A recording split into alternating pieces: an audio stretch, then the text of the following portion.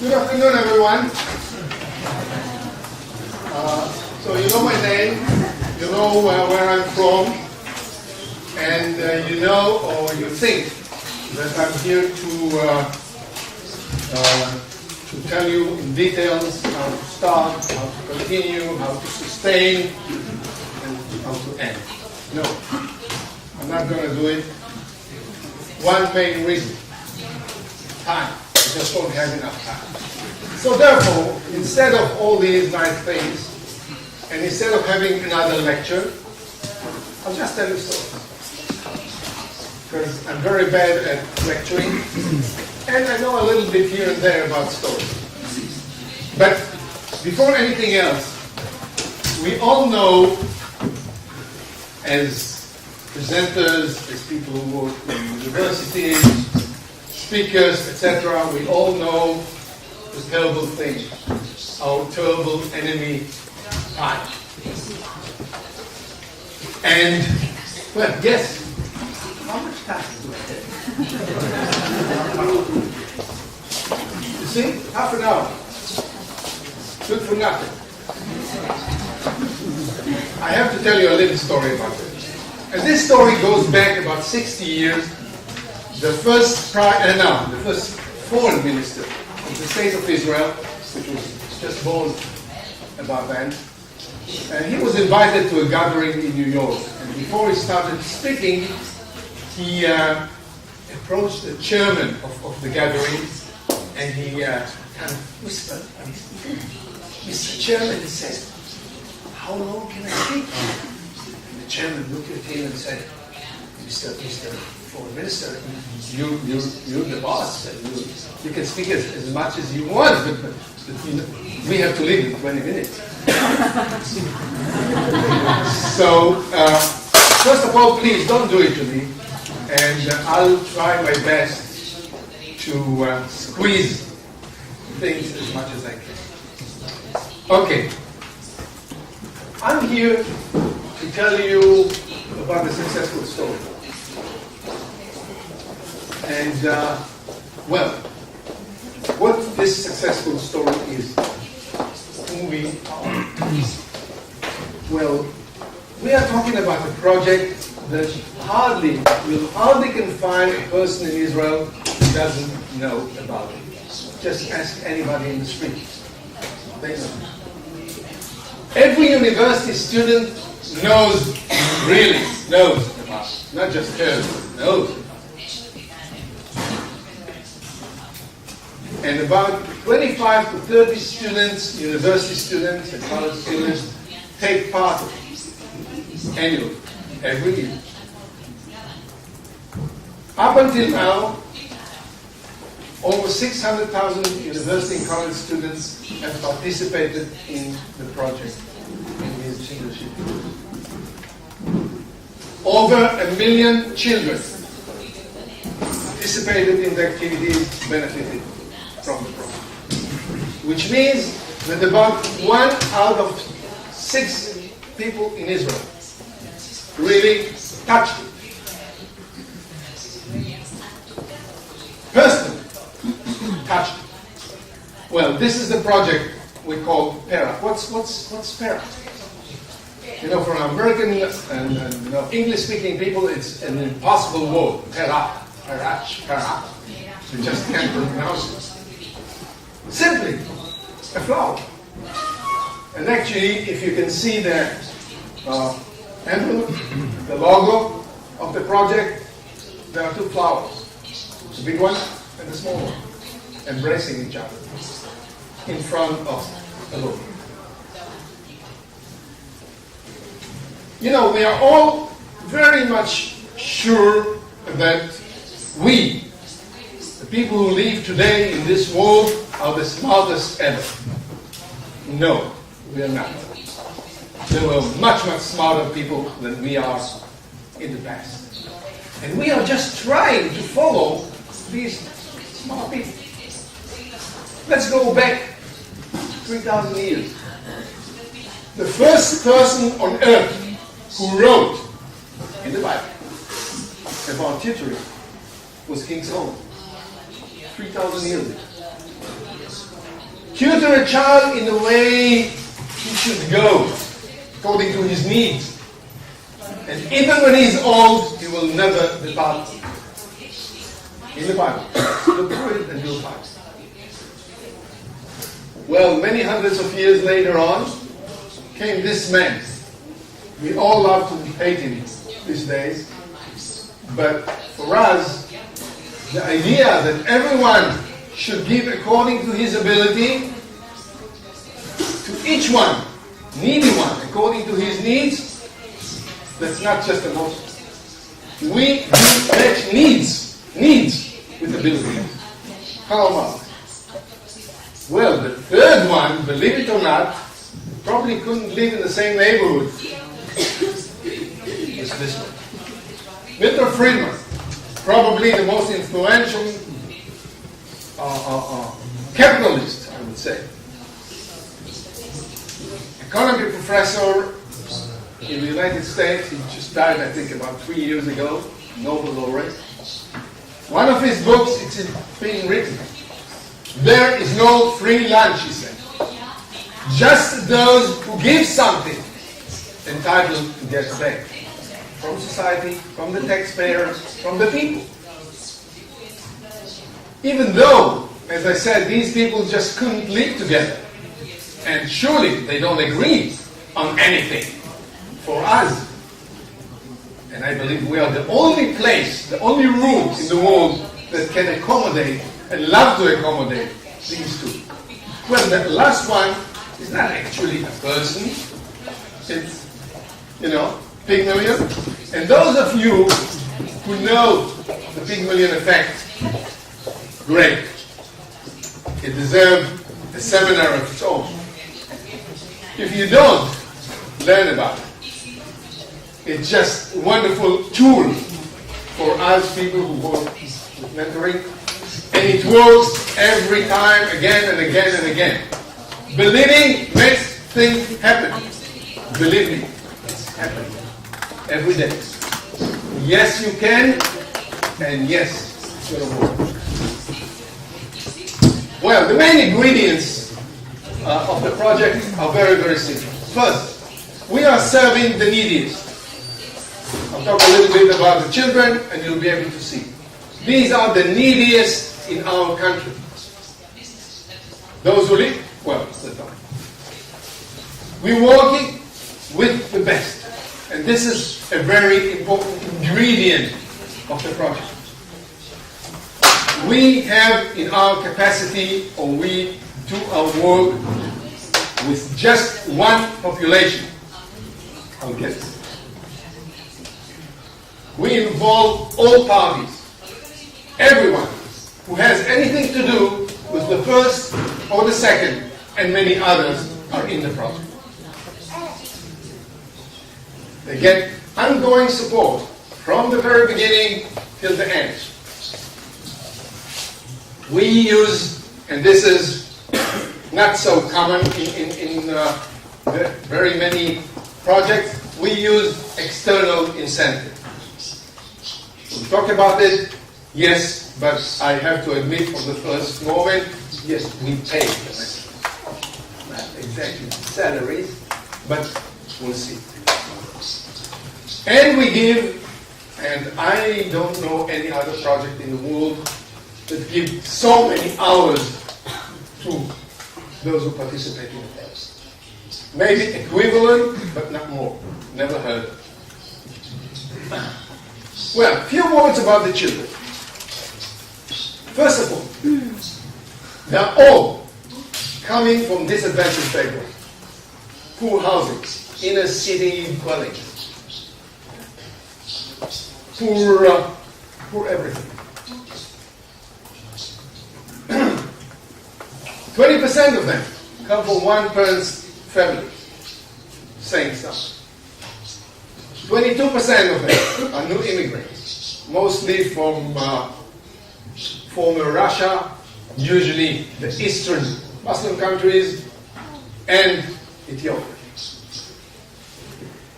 25% of them are coming from minority groups, mainly, most of them, Arabs. all know that every child needs a friend. And either he can find his or her friend out there in the street. Who knows whose this friend is? Or there is another possibility. To find a friend at Perach. And we also know that most children in the world don't like school. You know, one of the most fascinating for me sight is to go just into the street on September 1st every year. September 1st in Israel marks the beginning of school year. And just look at the children.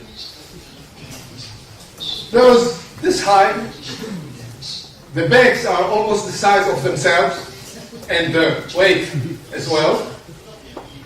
Hardly going, hardly walking, but look at their faces. The smile goes from here to here. I am going to school. I'm going to learn. Wow. Look at the same children 2 years later. A bit higher, not too much higher, but a bit higher. The bags still heavy and large. Smiles gone. Something is happening to these children in our schools, I'm afraid, new schools. Let me tell you a little story about that. We have a wonderful, good friend, and she's a teacher.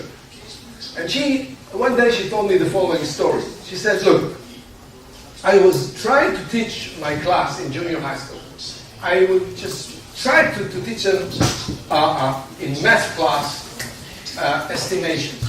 Sounds easy? It is not. So, after the class was finished, I talked, a whole hour, she said. And as a very good teacher, I tried to find out if they understood anything from what I told them. So, I asked Moses. Every class in the world has a Moses. He's over there at the end of the class. He's not there to study or learn anything. He's there to disturb others from studying and learning. So I asked him, Moses, can you tell me please, what's your estimation for the height of our school? And the guy looked at me, she said, for a second, and said, very easy, my teacher. Very easy. Look at me, he said. I'm 140. Oh, sorry, I ruined the whole thing. And he said, the height of our school, very easy, my teacher. It's 120 centimeters. So she, the teacher, my friend, looked at her and said, at him, Moses, our school is 3 stories high. How can you get to this speed? And he looked at her and said, look at me, he said. I'm 140 centimeters. And this school got me up until here. It's a total true story. But happening all around. So, but we all know that all children, all of them, all around the globe, love to play. All of them love to play. The solution is very, very simple. Anything can be played and learned in the process. And that's exactly what we have been doing at Perach for years and years and years. We play with them. We play math, we play even history, and anything, and learn in the process. Okay, the mentors. Few words about that. The neediest, we count. The best. All our mentors, all of them, are university and college students. They are, by no means, the largest and most powerful force for social change. in any country. Look at what's going on in the world for the last I don't know how many years. Remember the students in Europe in 1964 sent the gold home, etc., and almost toppled the whole continent. Look at the students in the United States of America, the major force to bring America out of Vietnam. Remember the little guy in Beijing in front of the huge tank. I think he was the last one to release just 2 weeks ago from jail, almost blind. But he and his friends changed the country. Look at what's going on today. All the little revolutions around the globe. University students, they can make it. Who they are? They are young, but not too young anymore. They are bright and energetic and intelligent, much above the average in the country. They are capable, they are resourceful. They still have some free time. Even if they told you, well, I don't have time. Lie. They do. And they're not too cynical. Yes, people come.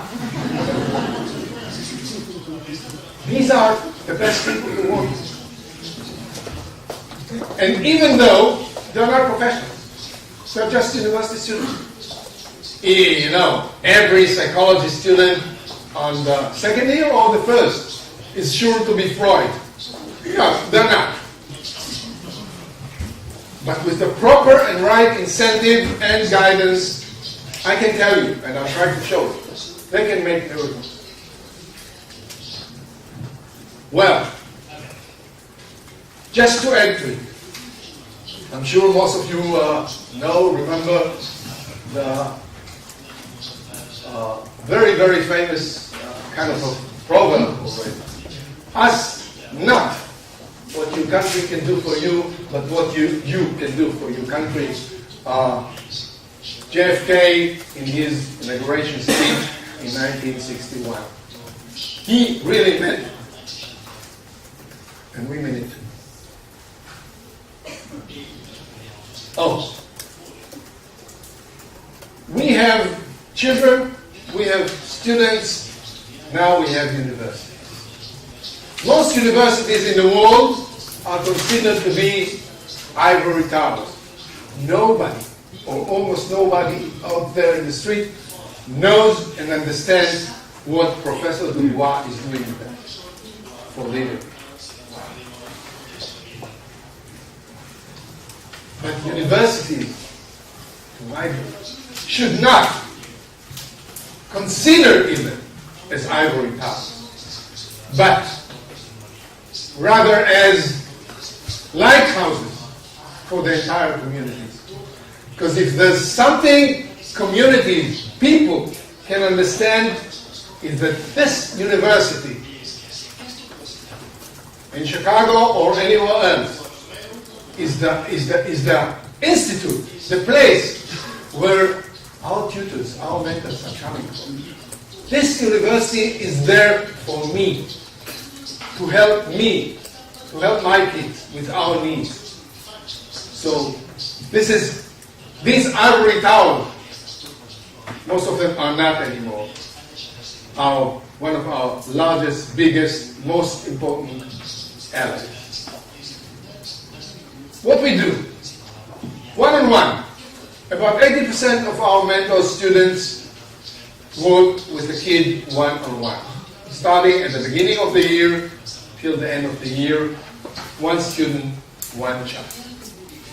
We would like the children to look at their students and say to themselves, when I grow up, I would like to be just like him or her.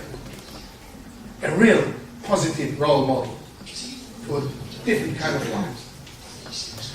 We are encouraging, on the other hand, our students, our mentors, to take the child, to bring him or her to the university, to show him or her, this is a place for you. Look what a wonderful place it is. And you can be here. And you remember, or you know, just 5, 6, 7 years ago, I was a naughty kid like yourself. And today, where we are, I'm here at this university.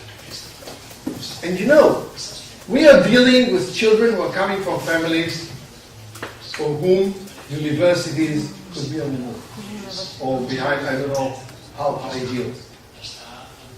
And now we can show them that, yes, universities are here on earth.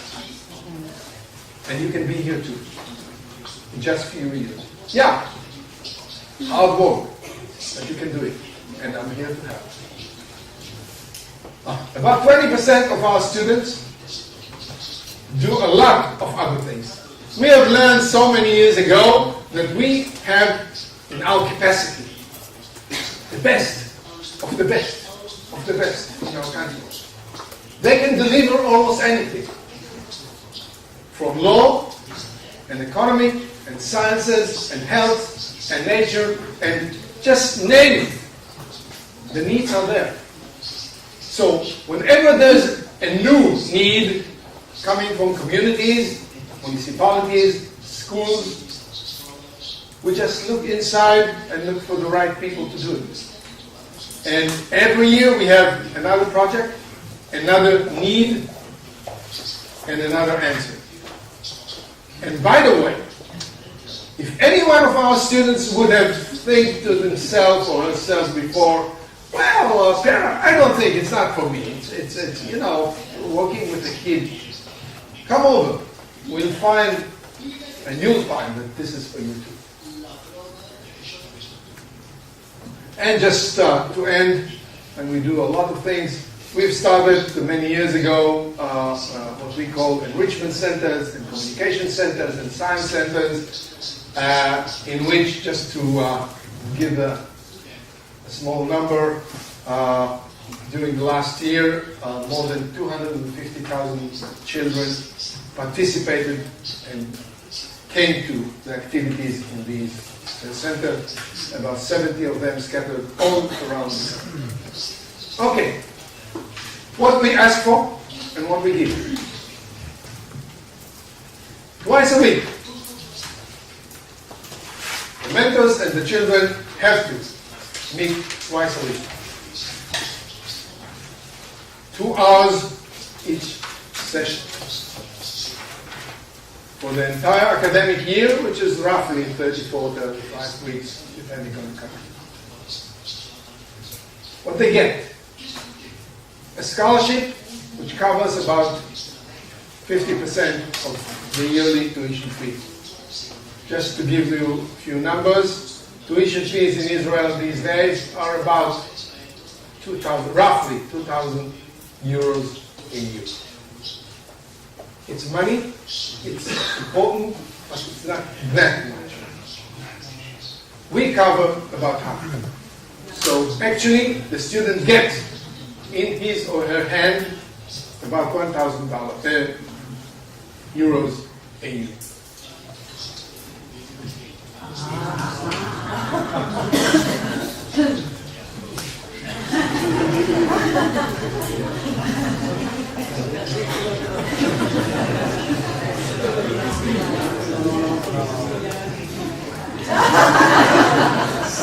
And or academic accreditation. Whenever I hear, we don't have money, we can't give scholarship. Okay. There are other options too.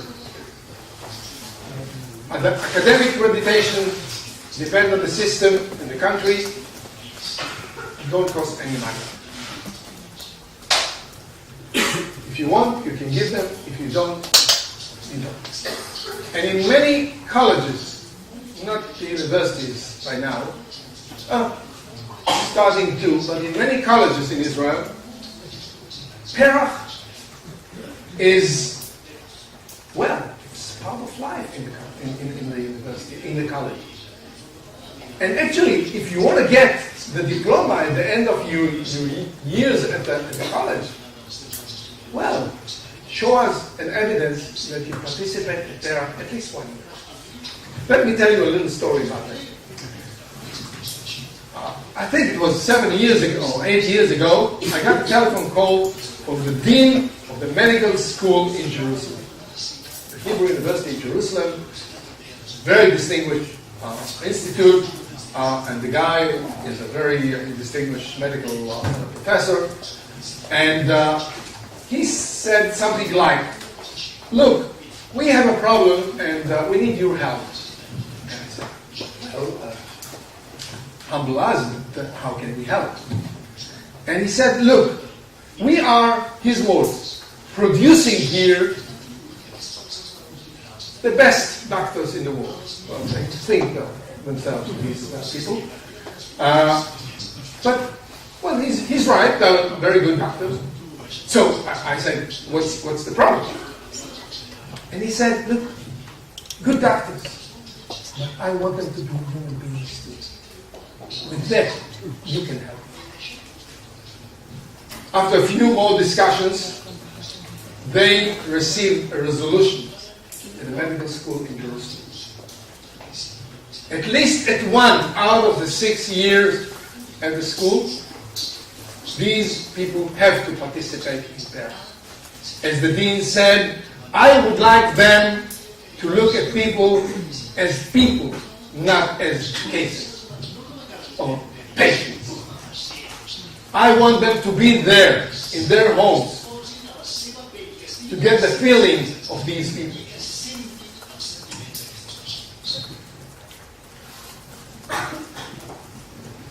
And travel expenses to and from the children.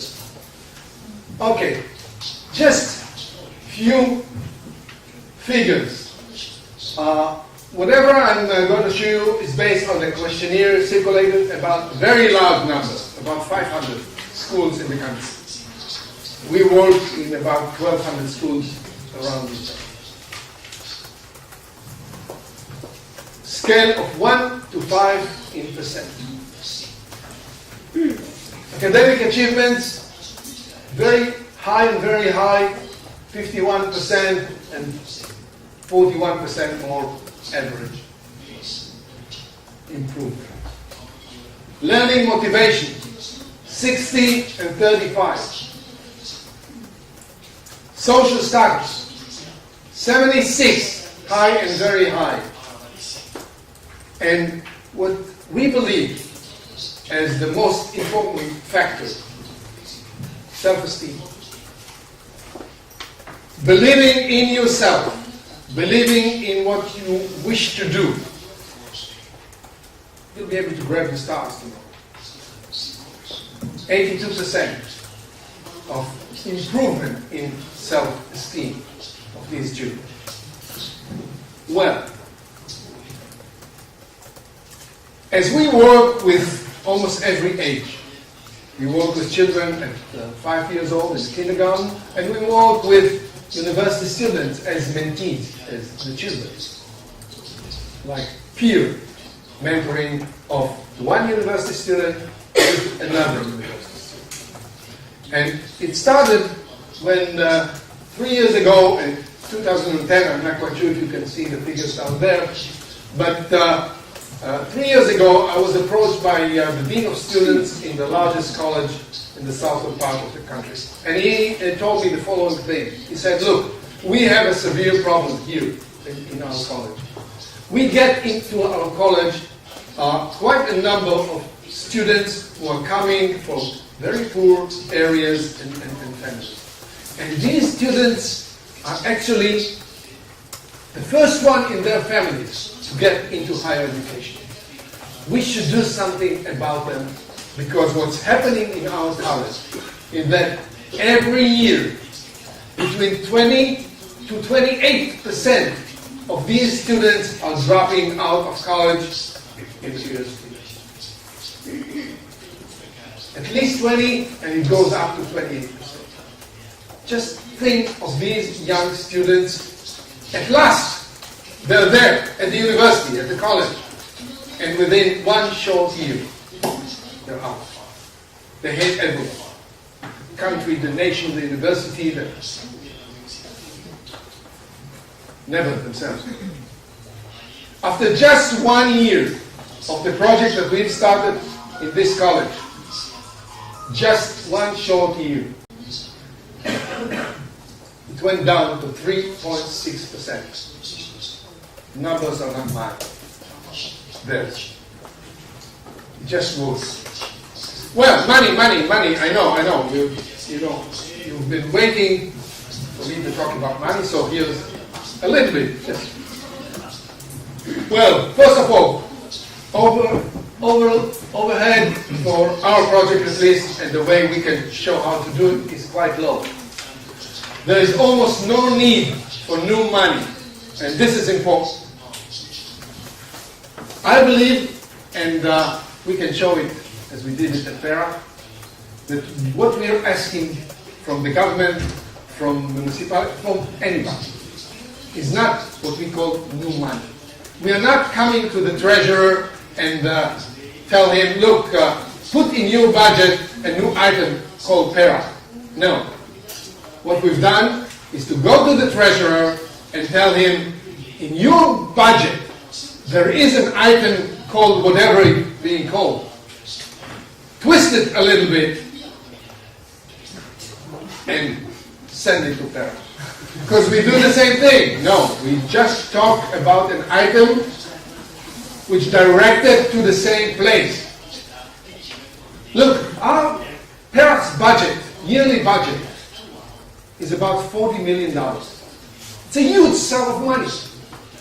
But we went to the government years and years ago, and we showed them that this budget or this money is in the budget already. There is a budget for university students' scholarships. It's in the budget. Calling other names or whatever, from now on call it Perach. And instead of just one student who's getting something from the taxpayer, the student will get, the child will get, and we'll see how many others. So no new money. Donors, by the way, talking about universities and others, donors love the idea that their money is worth more than once. Each dollar, each euro works a few times. Well, I won't get into that because it's a bit complicated, but this is part of our ideas about it. We believe that the way we do it, there is a social justice in our system, in what we propose.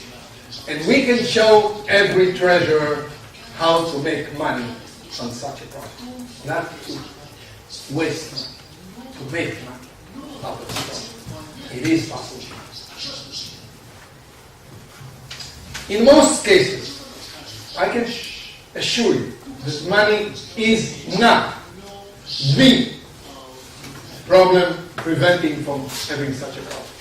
Money is not. Making a decision is.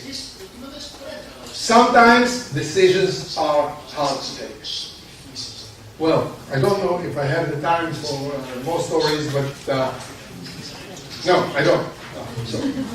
Okay, tomorrow. Did you tell them? No, I have to finish here. Not even my time.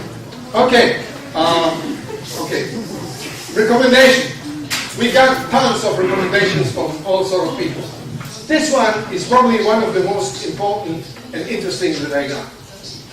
As a researcher, he wrote, I'm particularly struck by the extensive alignment between Perach and features and practices that we have identified as essential factors for ensuring that mentoring programs deliver real and substantial benefits.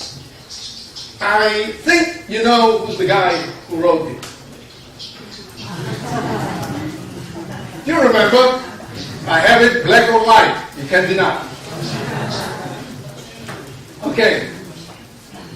Just few tappings on the shoulder. I'll do it very, very quickly. We elected Knight of Governing Quality, a very important award in Israel.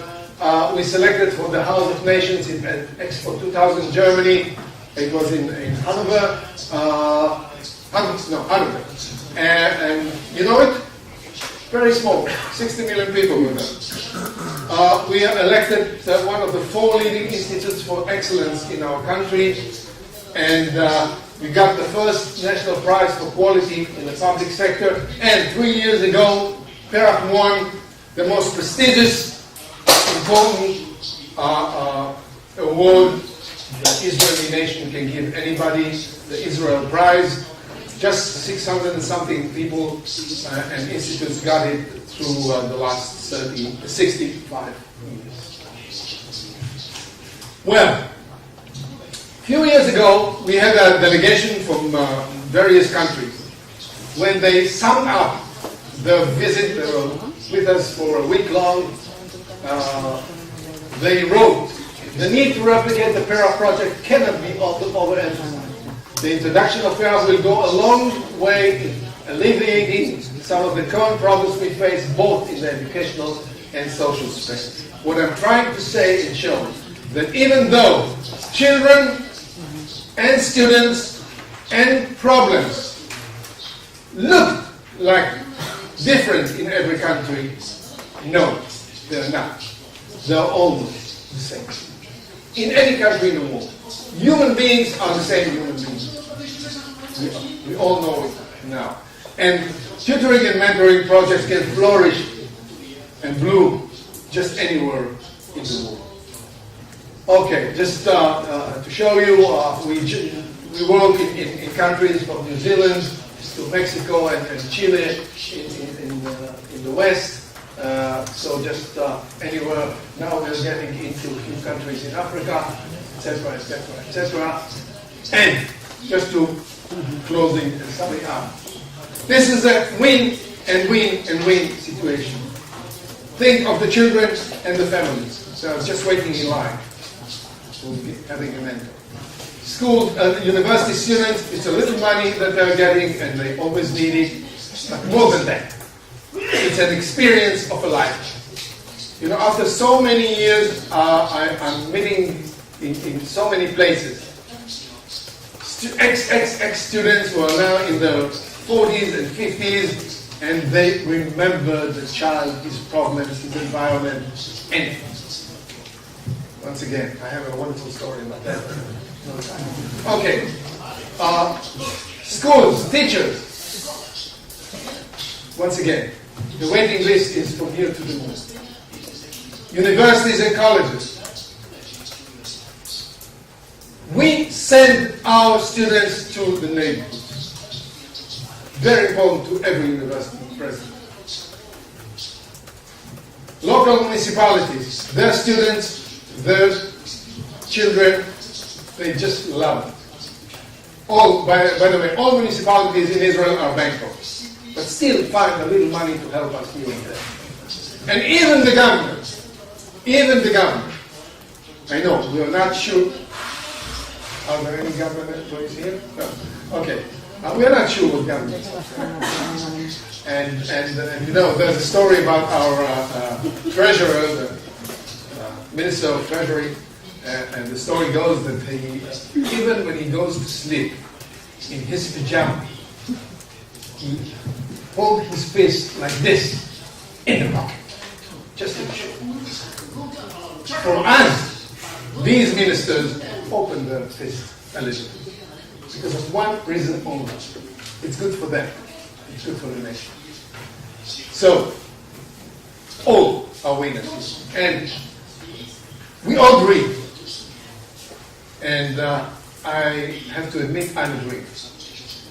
And therefore, I love this statement by this giant. I have a dream today. I have a dream today. And in my dream, there are not just hundreds, thousands of mentors here and there, millions all around the globe. And just try to think of here in your catalog. You have 200,000 university students here. If just 25% of us, 20% of us, as the situation in Israel, of all these numbers will enroll into your project. It's going to change the lives of them and their children forever. Thank you very, very much. And